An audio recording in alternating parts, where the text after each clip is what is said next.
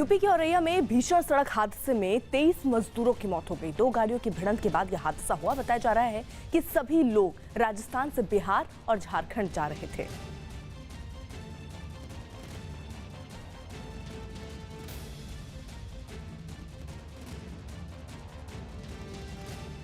राजस्थान से आ रहे थे, जा रहे थे झारखंड।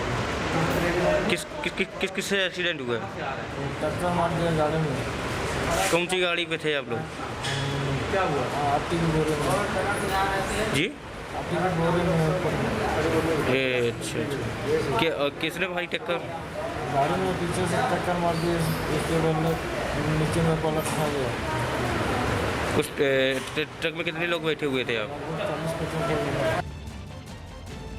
दिल्ली से आए थे जी।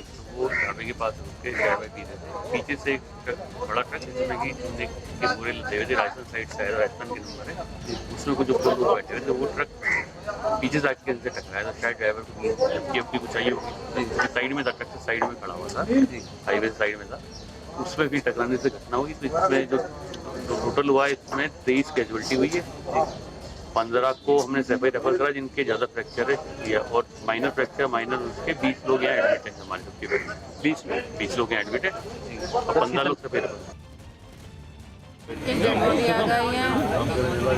15 रेफर हुए हैं और 20 भर्ती हैं। हम किस हाईवे की किस जगह का मामला है ये? मेहोली गांव है, हाईवे पे ट्रक। अजीत हमारे साथ, हमारे सहयोगी इस वक्त जुड़ चुके हैं। अजीत, ये हादसा कितने बजे हुआ और अभी जो घायल है उनकी हालत कैसी है? देखिए, बिल्कुल ये हादसा सुबह के वक्त हुआ है, जो 3 से 4 बजे के आसपास। इसमें 23 लोगों की मौत हुई है और अभी भी जो 15 लोग हैं जो गंभीर रूप से घायल थे, उन्हें सैफई मेडिकल कॉलेज रेफर किया गया, जबकि जो 20 लोग हैं वो औरैया के जिला अस्पताल में भर्ती हैं। और ये हादसा मेहौली के जो नेशनल हाईवे पर है उस पर हादसा हुआ। डीसीएम और ट्रक जो ट्राला है उसमें टक्कर हुई और कुछ जो वहाँ के जिलाधिकारी अभिषेक ने, उन्होंने साफ तौर पर इस बात की पुष्टि भी की है कि ट्राला और डीसीएम की टक्कर हुई, जिसके बाद 10 मजदूरों की मौके पर मौत हुई और 13 मजदूरों की अस्पताल जाते समय और अस्पताल में मौत हुई। ये संख्या अब 23 पहुंच गई। उत्तर प्रदेश के सीएम की तरफ से भी आदेश जारी कर दिया गया कि उनके शवों को उनके परिजनों को भेजा जाए। और जो आईजी कानपुर है वो मोहित अग्रवाल, वो मौके पर पहुंचे और उनकी तरफ से कहा गया है कि जो मजदूर हैं वो जो कई जगह जा रहे थे, उनको इलाज के लिए भर्ती कराया गया। साथ ही आईजी की तरफ से ये भी कहा गया है कि ये जो मजदूर हैं ये बिहार जा रहे थे। इसमें कुछ मजदूर जो हैं वो बंगाल के हैं। बंगाल के साथ साथ जो है कुशीनगर के भी मजदूर इसमें शामिल हैं, जो जिनकी मौत हुई है। तो यूपी के भी कई मजदूर हैं जो कुशीनगर जा रहे थे, उसमें भी 2 या 3 की मौत हुई है। इसके अलावा बंगाल, बिहार और झारखंड के मरीज थे। तो अभी पूरे मसले को लेकर आईजी कानपुर वहां पहुंचे हुए हैं, डीएम एसएसपी मौके पर है और मुख्यमंत्री की तरफ से कहा गया है कि सभी को निःशुल्क तौर पर उपचार कराया जाए, उनकी सहायता की जाए और उनके परिजनों को सूचना दी जाए और सरकारी संसाधन से, यानी उत्तर प्रदेश सरकार उनके शवों को उनके घर भेजेगी। जी अजीत, जिस तरीके से आप जानकारी दे रहे हैं ये बेहद दुखद, लेकिन अजीत कोई जानकारी इस बारे में भी मिल पाया है कि दरअसल ये हादसा हुआ कैसे? देखिए, बिल्कुल जो अभी तक बताया जा रहा है कि जो इनके ट्राला का जो ड्राइवर था, जिस पर 80 से अधिक मजदूर सवार थे, वो कहा जा रहा है कि उसको नींद आ गई, जिसकी वजह से सामने जो गाड़ी थी उसमें जा टकराई और इसकी वजह से अभी जो सूचना आ रही है कि पीछे से भी एक गाड़ी थी, आगे भी एक गाड़ी थी। फिलहाल अभी अधिकारियों की तरफ से साफ तौर पर यही कहा जा रहा है कि जो खड़ी डीसीएम थी उसमें ट्राला टकराया है, जिसकी वजह से जो मजदूर थे अंदर सभी लोग लगभग निद्रा की अवस्था थी, भोर का वक्त था, लिहाजा कोई भी जो है ज्यादा लोग घायल हुए और कोई सचेत नहीं था उस वक्त, जिसकी वजह से ये भीषण और दर्दनाक हादसा हुआ है मेहौली नेशनल हाईवे पर, जिसमें 23 की मौत हुई और 35 लोग अस्पताल में घायल हैं, जिसमें 15 लोगों की स्थिति गंभीर है। जी। जम्मू कश्मीर के पुलवामा में दुकानों को बंद कराने गए सुरक्षा बल के जवानों से कुछ लोग भिड़ गए और उन पर पथराव कर दिया। कोरोना वायरस की वजह से इलाके की सभी दुकानों को बंद रखने का आदेश दिया गया है, लेकिन इसके बाद भी कुछ लोग जबरन अपनी अपनी दुकानें खोलकर बैठ गए।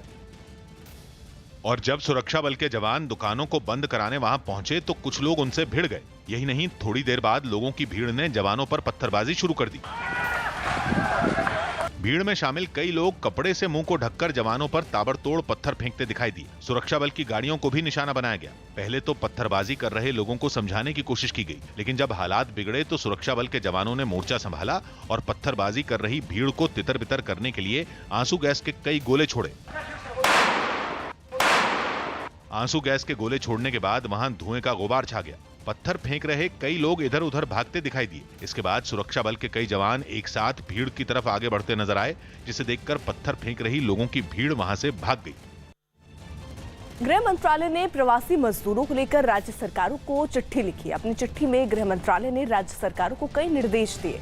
गृह मंत्रालय के मुताबिक राज्य सरकारों को पैदल जा रहे प्रवासी मजदूरों को तुरंत रोकने की व्यवस्था करनी चाहिए और उनके रहने खाने के इंतजाम करने चाहिए। गृह मंत्रालय ने राज्य सरकारों को निर्देश दिया कि वो मजदूरों को घर जाने के लिए ट्रेनों और बसों का इंतजाम करें। राजस्थान के मुख्यमंत्री अशोक गहलोत के इस दावे के बावजूद कि राज्य से किसी भी मजदूर को पैदल गांव लौटने नहीं दिया जाएगा, हालात में कोई फर्क नहीं दिखा।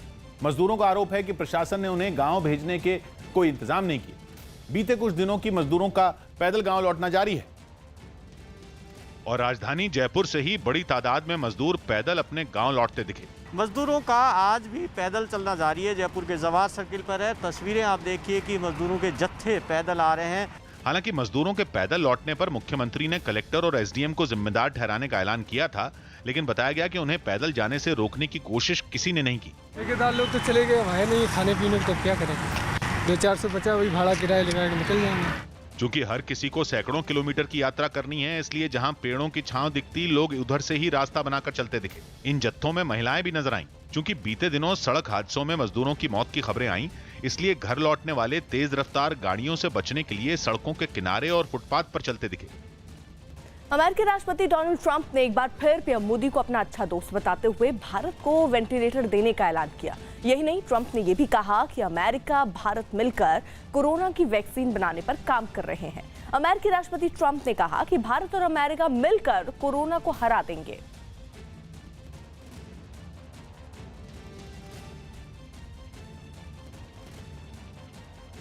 India has been so great, and as you know, your Prime Minister has been a very good friend of mine. I just got back a short while ago from India recently, and we're working very much with India too, and we have a tremendous Indian population in the United States, and many of the people that you're talking about are working on the vaccine too. Great scientists and researchers. Yeah, we're working very closely also with India. Patna के quarantine centre में बदइंतजामी का आरोप लगाकर वहां रह रहे लोगों ने जमकर हंगामा कर दिया। दूसरे राज्यों से बिहार पहुंचे लोगों को 14 दिन के लिए वहां क्वारंटीन किया गया है। लेकिन क्वारंटीन सेंटर में ठहराए गए लोगों ने बदइंतजामी का आरोप लगाया और क्वारंटीन सेंटर की खिड़कियों को पत्थरों से निशाना बनाते हुए जमकर तोड़फोड़ की। कई लोग तो छतों पर चढ़ गए और गेट के बाहर तैनात पुलिस वालों से कोरोना की जांच करवाने की मांग कर दी।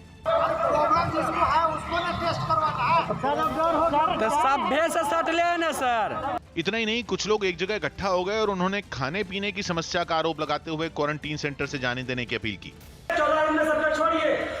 खाना पीना में बहुत लेट होता है, परेशानी उठा रहे हैं, आपको नहीं क्षमता है तो छोड़िए 2 दिन में। उत्तर प्रदेश सरकार ने श्रमिकों के 12 घंटे काम करने वाला आदेश वापस ले लिया। यूपी सरकार के इस आदेश के खिलाफ इलाहाबाद हाई कोर्ट में एक याचिका डाली गई थी, जिस पर कोर्ट ने नोटिस भेजा था। कोर्ट के नोटिस के बाद यूपी सरकार ने यह आदेश वापस ले लिया। यानी यूपी में अब श्रमिकों को पहले की ही तरह 8 घंटे काम करना होगा। यूपी सरकार ने 8 मई को राज्य के श्रम विभाग की ओर से जारी आदेश में श्रमिकों के काम करने के समय को बढ़ाकर 12 घंटे कर दिया था। यूपी और आंध्र प्रदेश में हुए 4 अलग अलग हादसों में 13 मजदूरों की मौत हो गई। इन 4 हादसों में 3 हादसे यूपी में ही हुए। सबसे दर्दनाक हादसा यूपी के जौनपुर में हुआ, जहां 9 मजदूर गिट्टी से लदे एक ट्रक में बैठकर अपने गांव लौट रहे थे। बताया गया कि रास्ते में ट्रक बेकाबू होकर पलट गया और सभी मजदूर गिट्टी के नीचे दब गए। हादसे की खबर मिलते ही पुलिस वहां पहुंची और इलाके के लोगों की मदद से घायलों को निकालने में जुट गई। गिट्टी को हटाने के काम में एक खुदाई करने वाली मशीन को भी लगाया गया और घायलों को निकालकर अस्पताल में भर्ती करवाया गया। इस हादसे में एक मजदूर की जान चली गई। दूसरा हादसा यूपी के बहराइच में हुआ, जहां मजदूरों से भरा एक ट्रक बेकाबू होकर सड़क किनारे एक खंबे से टकरा गया। इस हादसे में एक महिला की मौत हो गई, जबकि 30 से ज्यादा लोग घायल हो गए। ट्रक में फंसे घायलों को निकालने में इलाके के लोगों ने पुलिस की मदद की और पेड़ों के बीच फंसे ट्रक से सभी को निकाला गया। 32 लोग जो घायल हैं उनका उपचार हो रहा है, लेकिन अभी कोई बहुत सीरियस नहीं है। बहराइच में हुए हादसे पर यूपी के सीएम योगी आदित्यनाथ ने दुख जताया और मारी गई महिला के घर वालों को 2 लाख के मुआवजे का ऐलान किया। साथ ही हादसे में घायल मजदूरों के लिए भी 50,000 रुपए के मुआवजे का ऐलान किया गया। जौनपुर और बहराइच के अलावा यूपी के जालौन में भी एक हादसा हुआ, जहां मजदूरों से भरे एक ट्रक की एक गाड़ी से टक्कर हो गई और इस हादसे में भी 2 मजदूरों की मौत हो गई। बताया गया कि ट्रक में 46 मजदूर सवार होकर अपने गांव लौट रहे थे, जिनमें 14 मजदूर गंभीर रूप से घायल हुए। यूपी के अलावा आंध्र प्रदेश के प्रकाशम में एक दर्दनाक हादसे में 9 मजदूरों की जान चली गई। ये सभी मजदूर एक ट्रैक्टर ट्रॉली पर सवार होकर अपने गांव लौट रहे थे। बताया गया कि ट्रैक्टर ट्रॉली की टक्कर एक बिजली के खंभे से हुई और उसके बाद बिजली का तार ट्रैक्टर ट्रॉली पर गिर गया। तार गिरने से वहां करंट फैल गया और 9 मजदूरों की जान चली गई। मरने वालों में ज्यादातर महिलाएं शामिल हैं। दिल्ली में लॉकडाउन के बीच एक तरफ जहां प्रवासी मजदूर अपने घरों को लौट रहे हैं, तो वहीं दूसरी तरफ पिछले 55 दिनों से बाराखंबा रोड पर जरूरतमंदों को खाना खिलाया जा रहा है। बाराखंबा रोड थाने के पुलिस अधिकारियों और जवानों की देखरेख में पिछले 55 दिनों से ये खाना बांटा जा रहा है। दावा किया जा रहा है कि रोज सैकड़ों लोग वहां से खाना पाते हैं और इस दौरान सोशल डिस्टेंसिंग का भी पूरा ख्याल रखा जाता है। अफगानिस्तान के पख्तिया प्रांत में हुए एक आतंकी हमले में 5 लोगों की मौत हो गई, जबकि 29 से ज्यादा लोग गंभीर रूप से घायल हो गए। आतंकियों ने सेना के एक ठिकाने को निशाना बनाकर इस हमले को अंजाम दिया, लेकिन वो अपने मंसूबे में कामयाब नहीं हो पाए, क्योंकि बम सेना के कैंप से कुछ ही दूरी पर फट गया। लेकिन इस धमाके में कई लोग घायल हो गए, जिसके बाद जवानों ने तुरंत सभी घायलों को अस्पताल पहुंचाने का काम शुरू किया।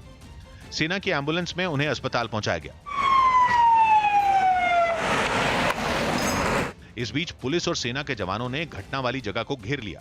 धमाका इतना जोरदार था कि उसकी वजह से वहां की सड़क उखड़ गई। आसपास के मकानों को भी काफी नुकसान पहुंचा।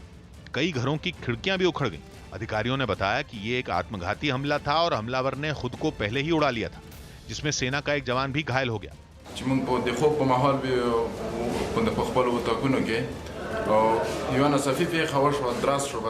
इस ताकतवर धमाके की जिम्मेदारी तालिबान के आतंकियों ने ली। वहीं अस्पताल में भर्ती सभी घायलों की हालत खतरे से बाहर बताई गई। मध्य प्रदेश के छतरपुर में पीपीई किट की जानकारी देने के लिए जुटे एसडीएम और दूसरे अधिकारी फोटो खिंचवाते दिखे। हैरानी की बात ये रही कि फोटो खींचने के जाने के दौरान एसडीएम ने अपना मास्क भी उतार दिया। एसडीएम को मास्क उतारता देख उनके बगल में ही खड़े सीएमओ ने भी अपना मास्क उतार दिया और उसके साथ ही साथ फोटो खिंचवाने लगे। इससे पहले भी खजुराहो के एसडीएम स्वप्निल वानखेड़े चर्चा में रहे थे, जब उन्होंने कोरोना की वजह से क्वारंटीन किए गए संदिग्ध लोगों के घरों पर ताले लगवा दिए थे।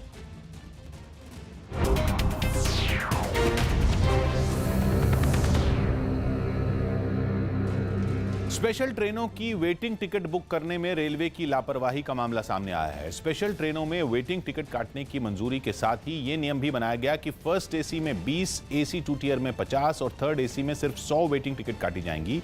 लेकिन पहले ही दिन रेलवे ने थर्ड एसी में 500 से ज्यादा वेटिंग टिकट काटी, जो तय सीमा से काफी ज्यादा है। इसके अलावा फर्स्ट एसी और एसी 2 टियर में भी तय सीमा से ज्यादा वेटिंग टिकट काटी गई। इतना ही नहीं, जिन लोगों ने अपना टिकट रद्द करवाया उनके हर टिकट पर भी 100 रुपए काटे गए। अपने ही द्वारा तय सीमा से ज्यादा वेटिंग लिस्ट की टिकटें काटकर रेलवे ने न केवल अपने ही निर्देशों का उल्लंघन किया है, बल्कि इससे मुसाफिरों को लाखों रुपए का चूना भी लगाया गया है। लॉकडाउन के चौथे चरण के लिए सरकार आज दिशा निर्देश जारी कर सकती है। लॉकडाउन का तीसरा चरण 17 मई को खत्म होगा और प्रधानमंत्री इसके बढ़ने का इशारा कर चुके हैं और माना यह जा रहा है कि इसके लिए सरकार आज दिशा निर्देश जारी कर सकती है। खबर है कि इसका रूप तीसरे चरण से अलग होगा। माना यह भी जा रहा है कि लॉकडाउन के चौथे चरण में मजदूरों को राहत देने के लिए छोटे उद्योगों को खोला जा सकता है। यही नहीं, हो सकता है कि सरकार चौथे चरण में हर जोन में पब्लिक ट्रांसपोर्ट शुरू करने की अनुमति दे दे। हालांकि कंटेनमेंट जोन में इसकी इजाजत नहीं होगी, जबकि घूमने फिरने की जगह, होटल और सार्वजनिक आयोजन वाली जगहों पर कड़ी निगरानी जारी रह सकती है। साथ ही लोकल सप्लाई चेन के तहत कपड़े, जूते, घर की सजावट के सामान और इलेक्ट्रॉनिक सामान की बिक्री की इजाजत मिल सकती है। मुमकिन है कि इस बार सरकार सैलून, मोटर और मोबाइल मैकेनिक, दर्जी और इसी तरीके के दूसरे लोगों को काम शुरू करने की अनुमति दे दे। बिहार और झारखंड के कुछ मजदूर जान जोखिम में डालकर पैदल ही गांव के लिए निकल पड़े। सरकार के भरोसे के बाद भी मजदूरों के पलायन का सिलसिला जारी है, जिसकी एक तस्वीर कोलकाता से भी सामने आई, जहां हाईवे से ये मजदूर अपने सामान के साथ पैदल अपनी मंजिल की तरफ जाते दिखाई दिए।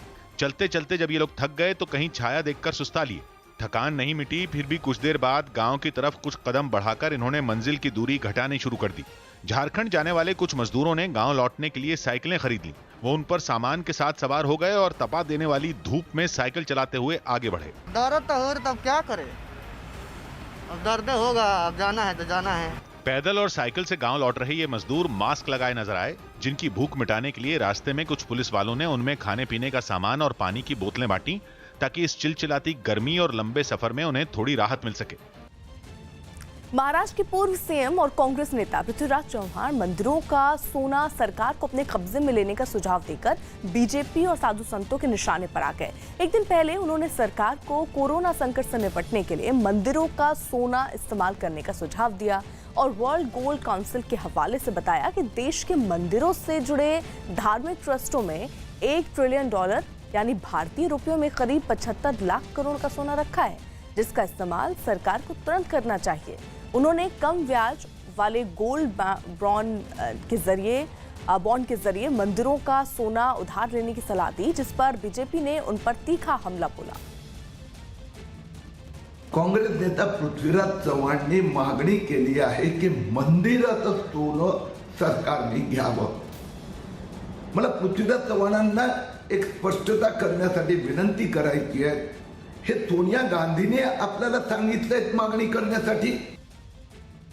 इस पर पृथ्वीराज चौहान ने अपने बयान को गलत मतलब निकाले जाने का आरोप लगाया और ऐसा करने वालों के खिलाफ कानूनी कार्रवाई की चेतावनी। उन्होंने अपने बयान पर सफाई देते हुए पूर्व प्रधानमंत्री वाजपेयी और पीएम मोदी की योजनाओं की याद दिलाई। प्रधानमंत्री अटल बिहारी वाजपेयी ने 14 सितंबर 1999 को गोल्ड डिपॉजिट स्कीम आरंभ की थी। वित्त मंत्रालय के सालाना रिपोर्ट के अनुसार नवंबर 2015 से 31 जनवरी 2020 तक इस योजना अंतर्गत 1952 यानी कि करीब 3000 इकाइयों ने 11 बैंकों में 20.5 टन सोना सरकार को दिया है। अमेरिका में एक घरेलू विमान में यात्रा के दौरान सोशल डिस्टेंसिंग के नियमों की जमकर धज्जियां उड़ी। कोरोना के गंभीर खतरों के बीच इस विमान से लोगों ने न्यूयॉर्क से शिकागो तक का सफर तय किया, लेकिन विमान के अंदर लोग एक दूसरे के नजदीक बैठे दिखाई दिए। एक भी सीट वहां खाली नजर नहीं आई। सभी के चेहरों पर मास्क तो दिखे, लेकिन सोशल डिस्टेंसिंग के नियमों की पूरी तरह अनदेखी की गई। अपनी सुरक्षा के लिए कुछ लोगों ने दस्ताने भी पहन रखे थे, लेकिन एक दूसरे से दूरी बनाए रखने का ख्याल किसी को भी नहीं आया। हालांकि सभी विमान कंपनियों को ये साफ निर्देश दिए गए थे कि वो हर विमान में 50% सीटें खाली रखें, जिससे लोगों के बीच तय दूरी बनी रहे और कोरोना के फैलने का खतरा कम हो सके। And I had to sit in the middle seat with the 2 other people right next to me. विमान के अंदर इतनी भीड़ देखकर भी किसी ने भी आपत्ति नहीं जताई। हद तो तब हो गई जब विमान जैसे ही शिकागो पहुंचा तो लोग जल्दी उतरने की होड़ में जुट गए। इस होड़ में भी लोगों ने एक दूसरे से दूरी बनाए रखने की बात को भुला दिया। बताया गया कि अमेरिका के कई दूसरे विमानों में भी ऐसी ही तस्वीरें देखने को मिल रही हैं। इटली के वेनिस शहर में एक केमिकल फैक्ट्री में धमाके के साथ आग लग गई। आग इतनी भयानक थी कि कई किलोमीटर दूर से आसमान में उठता धुआं दिखता रहा। आग लगने से हुए इस हादसे में 2 लोग जख्मी हो गए। आग लगने की वजह से फैक्ट्री का केमिकल भी हवा में काफी दूर तक फैल गया, जिसके बाद आग बुझाने के लिए वहां पहुंचे दमकल कर्मियों को सावधान किया गया। कई घंटों की मेहनत के बाद आग बुझाने में कामयाबी मिली। मौसम विभाग ने इस साल देश में मानसून आने में तय तारीख से 4 दिन की देरी होने का अनुमान लगाया है। मौसम विज्ञान विभाग के मुताबिक केरल में इस बार मानसून 5 जून को दस्तक दे सकता है, जबकि वहां मानसून पहुंचने की सामान्य तारीख 1 जून है। हालांकि मौसम विभाग का कहना है कि 5 जून भी केरल में मानसून पहुंचने की अंतिम तारीख नहीं है और मानसून की दस्तक की तारीख 4 दिन आगे पीछे भी हो सकती है, यानी वहां 1 जून से 9 जून के बीच किसी भी दिन मानसून की बारिश शुरू हो सकती है। वैसे अंडमान सागर और अंडमान और निकोबार में अगले 48 घंटों के दौरान मानसून के सक्रिय होने की संभावना जताई गई, लेकिन मौसम विभाग ने बताया कि अंडमान और निकोबार में मानसून की दस्तक से देश के बाकी इलाकों के मौसम पर कोई असर नहीं होता और मानसून के केरल पहुंचने के बाद ही पूरे देश में मानसून की बारिश की शुरुआत मानी जाती है, जो आमतौर पर 4 महीने तक जारी रहती। मुंबई में एक दिन में कोरोना के 933 और नए मरीज मिले हैं, जिसके बाद वहां कुल मरीजों की संख्या बढ़कर 1512 हो गई है। जबकि मुंबई में पिछले 24 घंटों में 24 मरीजों की मौत हुई। वहीं मुंबई के धारावी में भी हालात और खराब होते दिख रहे हैं। सिर्फ धारावी में ही पिछले 24 घंटों में 84 नए मरीज मिले, जबकि वहां मरने वालों का आंकड़ा बढ़कर 53 हो गया है। वहीं पूरे महाराष्ट्र की अगर बात करें तो वहां 24 घंटों में 1576 नए मरीज सामने आए, जिसके बाद कुल मरीजों की संख्या 29,000 के पार पहुंच गई।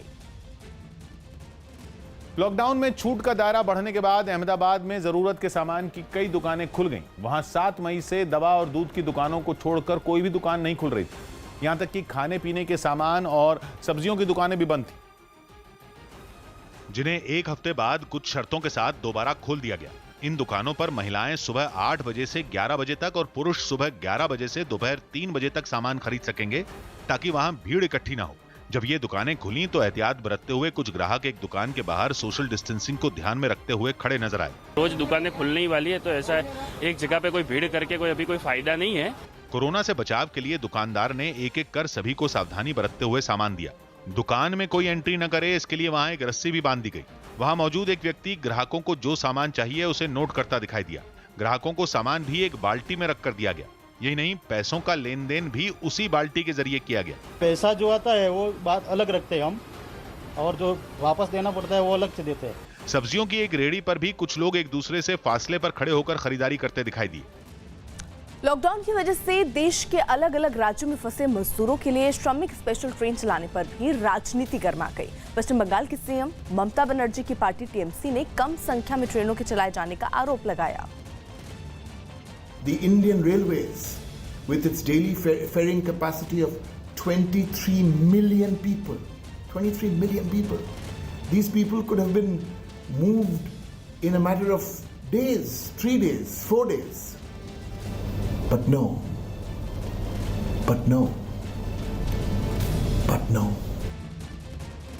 जिस पर रेल मंत्री पीयूष गोयल ने पलटवार किया। उन्होंने दावा किया कि ममता बनर्जी सरकार ने श्रमिक स्पेशल ट्रेनों को बंगाल आने की मंजूरी देने में आनाकानी की। उन्होंने पश्चिम बंगाल सरकार के रवैये को मजदूर विरोधी बताया। Today I am informed that in the evening we received an informal communication that about 105 trains will be accepted by West Bengal in the next 30 days, which means hardly 1.5 to 2 lakh migrant laborers can go back home to their state West Bengal from now until 15 June in the next 30 days. There are over 30 to 40 lakhs, 50 lakhs people from West Bengal who want to go back home. What will happen to the rest of them? सूरत से हरिद्वार पहुंची श्रमिक special train में बैठे कुछ लोगों के लापता होने की खबर से हड़कंप मच गया। बताया गया कि सूरत में 1324 यात्री ट्रेन में सवार हुए थे, लेकिन हरिद्वार में ट्रेन से उतरने के बाद लोगों की गिनती की गई तो उनमें 167 यात्री कम मिले, जिसके बाद प्रशासन में खलबली मच गई। ट्रेन पहुंचने की जानकारी मिलने के कुछ ही देर बाद हरिद्वार के डीएम खुद प्लेटफॉर्म पर पहुंचे और बाकी अधिकारियों के साथ इसकी पड़ताल में जुट गए। फिगर्स में जो है थोड़ा बहुत अंतर देखने को मिल रहा है। फिलहाल वो हम इन्वेस्टिगेट कर रहे हैं। अगर ऐसा हुआ है तो हम जो है बहुत सख्ती से कार्रवाई करेंगे। इससे पहले सब कुछ सामान्य था। ट्रेन जैसे ही स्टेशन पर पहुंची, तालियों से लोगों का स्वागत किया गया। सोशल डिस्टेंसिंग को ध्यान में रखते हुए लोगों को ट्रेन से उतारा गया। प्लेटफॉर्म पर बने गोल घेरों में सभी को कतारों में खड़ा किया गया और फिर कुछ लोग इन यात्रियों के नाम नोट करते दिखाई दिए। प्रशासन ने शक जताया कि स्क्रीनिंग से बचने के लिए कुछ लोग छिप गए। हमारा स्क्रीनिंग के मतलब ना होकर के अगर कोई बच जाता है तो उनके खिलाफ जो है मुकदमा भी दर्ज करेंगे। बताया गया कि हरिद्वार प्रशासन ने इस मामले में सूरत के अधिकारियों से बातचीत भी की। लॉकडाउन के चौथे चरण से पहले दिल्ली के सीएम अरविंद केजरीवाल ने पीएम मोदी को चिट्ठी लिखी और केंद्र सरकार को कई सुझाव दिए।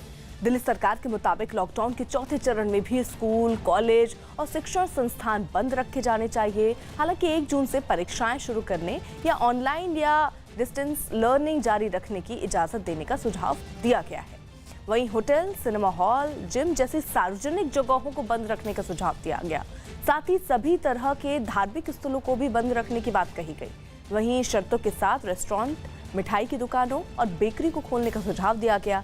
ऑटो और ई रिक्शा शुरू करने का भी सुझाव दिया गया है, लेकिन एक ही सवारी बिठाने की इजाजत के साथ। मेट्रो की भी शर्तों के साथ शुरुआत करने की बात कही गई।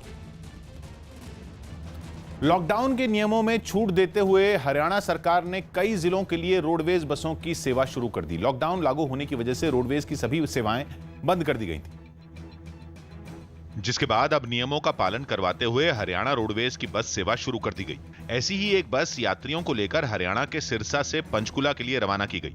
बस के रवाना होने से पहले सोशल डिस्टेंसिंग का ध्यान रखते हुए सभी यात्रियों के शरीर का तापमान भी मापा गया। सिरसा से पंचकुला के लिए पहली बस रवाना हो रही है। तस्वीरें हम दिखा दें, ये सिरसा के बस अड्डे पे खड़ी पहली बस है पंचकुला से। और हम दर्शकों को बता दें कि अभी फिलहाल एक ही बस सिरसा से पंचकुला के लिए शुरू हुई है। हरियाणा रोडवेज के अधिकारियों ने बताया कि सिरसा और पंचकुला के बीच शुरू हुई ये बस सेवा अब रोज चलाई जाएगी। हमारे 10 पैसेंजर की बुकिंग हुई है, ऑनलाइन बुकिंग है और डेली बस जाएगी 8 बजे और अगले दिन सुबह 8 बजे आएगी। बस सेवा शुरू होते ही हरियाणा के पंचकुला स्टेशन पर भी यात्री पहुंचने लगे। बस में चढ़ने से पहले सभी यात्रियों के टिकट की जांच की गई और बस के अंदर बैठाते वक्त भी सोशल डिस्टेंसिंग का ध्यान रखा गया। लेकिन यात्रियों की संख्या कम होने की वजह से कई बसों को रद्द भी करना पड़ा, जिसकी वजह से कुछ लोग परेशान भी नजर आए। यहाँ से जवाब दिया कि आप के लिए इतनी सवारियाँ नहीं है यहाँ पे कैथल के लिए, तो 1 बंदे के लिए या 2 बंदे के लिए बस नहीं जा सकती। इन बसों को चलाने से पहले हरियाणा रोडवेज ने यात्रियों के लिए भी कई नियम बनाए। जानकारी के मुताबिक सभी यात्रियों को टिकट ऑनलाइन लेनी होगी, जिसे हरियाणा रोडवेज की वेबसाइट से बुक किया जा सकेगा। जिन जिलों में ये बसें चलाई जा रही हैं, वहां बिना टिकट के किसी भी यात्री को स्टेशन में नहीं जाने दिया जाएगा, जबकि रास्ते में पड़ने वाले किसी भी बस स्टेशन पर ये बसें नहीं रुकेंगी और न ही यात्रियों को बैठाया या उतारा जाएगा। अगर हरियाणा रोडवेज की ये कोशिश सफल हुई तो नई दिल्ली रेलवे स्टेशन से भी हरियाणा के लिए स्पेशल बस सेवा शुरू की जा सकती है। चुनिंदा रूट पर कुछ ही बसों को चलाया गया है, लेकिन अगर ये प्रयोग सफल रहा तो आने वाले दिनों में इन बसों की संख्या बढ़ाई जा सकती है। बसों में जो यात्री जा रहे हैं उनको थर्मल स्कैनर के द्वारा चेक किया जा रहा है, सोशल डिस्टेंस मेंटेन किया जा रहा है। जम्मू में एक पुलिस वाले ने गिटार बजाकर कुछ लोगों का मनोरंजन किया। इस पुलिस वाले ने उन लोगों का मनोरंजन किया जो लॉकडाउन की वजह से जम्मू में फंसे थे और वहां से रवाना होने वाली पहली ट्रेन से घर लौटने के लिए जम्मू तवी रेलवे स्टेशन के बाहर अपने सामान के साथ अंदर जाने के लिए सड़क किनारे खड़े हो गए। इन लोगों की बोरियत को दूर करने के लिए पुलिस वाला गिटार लेकर बीच सड़क पर खड़ा हो गया। उनके गिटार बजाने के साथ गाना भी गाया और लोगों का मनोरंजन करने के दौरान ये पुलिस वाला मास्क लगाए दिखा। इस पुलिस वाले के गाने को वहां मौजूद कुछ लोग अपने मोबाइल में रिकॉर्ड करते हुए भी नजर आए।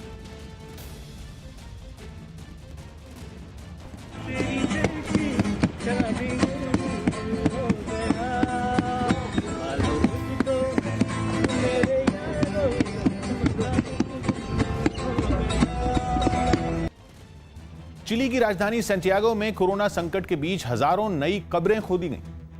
इस दक्षिण अमेरिकी देश में कोरोना के रोजाना सैकड़ों मामले सामने आ रहे हैं और मरने वालों का आंकड़ा भी लगातार बढ़ रहा है। और यही वजह रही कि पहले से ही वहां हजारों कब्रें खोद दी गईं ताकि मरने वालों को लाकर दफनाया जा सके। कब्रों की खुदाई के काम में कई लोगों को लगाया गया। बताया गया कि कोरोना की वजह से मरने वालों की तादाद जिस तेजी से बढ़ रही है, उसे देखते हुए वहां और ज्यादा कब्रों की जरूरत होगी। पूरे देश में कोरोना के अब तक 37,000 मामले सामने आ चुके हैं और 400 लोगों की मौत हो चुकी है।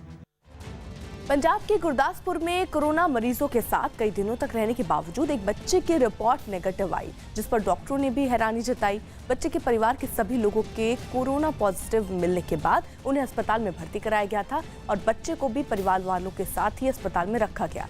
बच्चे के परिवार वाले जब ठीक होकर लौटे तो बच्चा भी उनके साथ घर लौटा, लेकिन उससे पहले वहां मौजूद स्वास्थ्य कर्मियों ने इस बच्चे का तालियां बजाकर हौसला बढ़ाया। साथ ही एक व्यक्ति ने इस बच्चे को अंगवस्त्र पहनाकर उसका सम्मान भी किया। बड़ी हैरानी लग रही है, सब साडे लिए बड़ी खुशी की गल है। कोई इन्ने दिन विच रहने के बावजूद वो नेगेटिव रहे। पंजाब के पटियाला में पुलिस और आबकारी विभाग के अधिकारियों ने नकली शराब बनाने की एक फैक्ट्री पर छापेमारी की। नकली शराब बनाने का यह काम एक बंद पड़े कोल्ड स्टोरेज में चल रहा था। जिसकी जानकारी मिलते ही कई अधिकारियों ने मिलकर वहां छापेमारी की। छापेमारी में फैक्ट्री से भारी मात्रा में नकली शराब और पैकिंग का सामान बरामद हुआ। अवैध तरीके से चलाई जा रही इस फैक्ट्री में कई नामी ब्रांड के नाम पर नकली शराब पैक की जा रही थी। शराब की फैक्ट्री में कुछ मशीनें भी लगी हुई मिली, जिनको एक जनरेटर की मदद से चलाया जाता था। कर्फ्यू ਦੀ ਆੜ ਦੇ ਵਿੱਚ ਠੇਕੇ ਬੰਦ ਹੋਣ ਕਰਕੇ ਉਹਦਾ ਨਜਾਇਜ਼ ਫਾਇਦਾ ਉਠਾ ਕੇ ਕੁਝ ਜਿਹੜੇ ਸ਼ਰਾਬ ਦੇ ਸਮਗਲਰ ਤਸਕਰ ਨੇ ਉਹਦਾ ਫਾਇਦਾ ਉਠਾ ਰਹੇ ਸੀ। पुलिस वालों ने बताया कि लॉकडाउन और शराब की दुकानों के बंद होने की वजह से तस्कर नकली शराब की सप्लाई में जुटे हुए थे। पुलिस के पहुंचते ही फैक्ट्री में काम करने वाले लोग भाग गए, लेकिन एक आरोपी को पुलिस ने पकड़ लिया। पुलिस अधिकारियों ने जांच के बाद सख्त कार्रवाई का भी भरोसा दिया। ਇਹਦੇ ਵਿੱਚ ਅਸੀਂ ਪੂਰੀ ਡੂੰਘਾਈ ਨਾਲ ਇਹਨੂੰ ਪੜਤਾਲ ਕਰਾਂਗੇ, ਤਫਤੀਸ਼ ਕਰਾਂਗੇ, ਜਿਨ੍ਹਾਂ ਦਾ ਵੀ ਰੋਲ ਹੋਇਆ ਉਹਦੇ ਖਿਲਾਫ ਸਖਤ ਕਾਰਵਾਈ। पंजाब के मुख्यमंत्री कैप्टन अमरिंदर सिंह ने आर्थिक पैकेज पर केंद्रीय वित्त मंत्री निर्मला सीतारमण की तरफ से की जा रही घोषणाओं को जुमला करार दिया। कैप्टन अमरिंदर सिंह के ऑफिस की तरफ से जारी एक बयान में कहा गया कि केंद्र सरकार के आर्थिक पैकेज में किसानों के लिए जल्द राहत की कोई भी घोषणा नहीं है।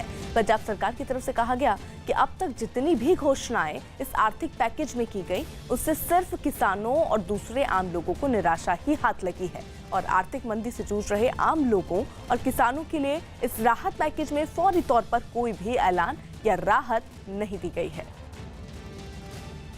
लॉकडाउन के बीच देश के कई इलाकों में बेरोजगार मजदूरों को मनरेगा के तहत काम मिलना शुरू हो गया। बिहार के दरभंगा जिले में भी हजारों मजदूरों को इस योजना के तहत काम दिया गया, जिसके बाद कुछ मजदूर खेतों में काम करते दिखाई दिए। कई मजदूर कुदालों की मदद से मिट्टी खोदते नजर आए, जबकि कुछ मजदूर मिट्टी को टोकरियों में भरकर दूसरी जगह ले जाते दिखे। मनरेगा के तहत काम मिलने पर इन मजदूरों ने खुशी जताई। हम लोग परेशान थे, साग सब्जी का भी पैसा नहीं मिल पाता था, दिक्कत थी। काम करते वक्त मजदूरों ने सोशल डिस्टेंसिंग का भी पूरा ध्यान रखा, यानी वो एक दूसरे से कुछ फीट की दूरी पर काम करते दिखे। दावा किया गया कि दरभंगा जिले के करीब 50,000 मजदूरों को काम मिला। कई लोगों को हम लोग मजदूरी देने के काम किए हैं ताकि इस आपदा के घड़ी में उन लोगों को कुछ राहत मिल जाए। ठीक इसी तरह यूपी के अयोध्या में भी कुछ मजदूर मनरेगा के तहत काम करते दिखाई दिए, जिनमें काफी तादाद में महिलाएं भी नजर आईं। साथ ही सभी मजदूर मास्क और कपड़ों से अपने मुंह को ढके दिखे। मध्य प्रदेश के धार में कोरोना को मात देकर लौटे लोगों को उनके घरों में ही क्वारंटीन कर बाहर से ताला लगा दिया गया। आरोपी के अस्पताल से लौटने के बाद ये लोग खुलेआम घूम रहे थे, जिसकी जानकारी मिलते ही जिला प्रशासन और स्वास्थ्य विभाग से जुड़े कुछ लोग वहां पहुंचे और इन लोगों को उनके घरों में ही बंद कर बाहर से ताला लगा दिया।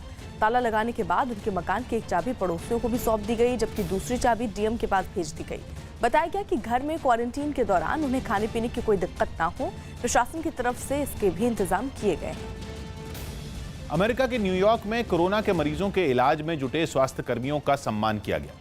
इस बीमारी के गंभीर खतरों के बीच स्वास्थ्यकर्मी अपनी जान की परवाह किए बिना दिन रात अपने काम में जुटे हैं, जिनका आभार जताने के लिए एक अस्पताल के बाहर पुलिस की गाड़ियों का काफिला निकाला गया।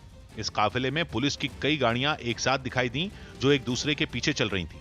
इसे देखने के लिए डॉक्टरों और नर्सों के अलावा कई स्वास्थ्यकर्मी भी बाहर निकल आए। सबके चेहरों पर मास्क दिखाई दिए और सभी तालियां बजाते नजर आए। इसके बाद पुलिस टीम ने संगीत की धुन बजाकर भी कोरोना के योद्धाओं को सलाम किया। पूरे अमेरिका में कोरोना का सबसे ज्यादा खतरा न्यूयॉर्क में ही है। वहां इस बीमारी के जितने मामले हैं उतने दुनिया के किसी भी देश में नहीं है।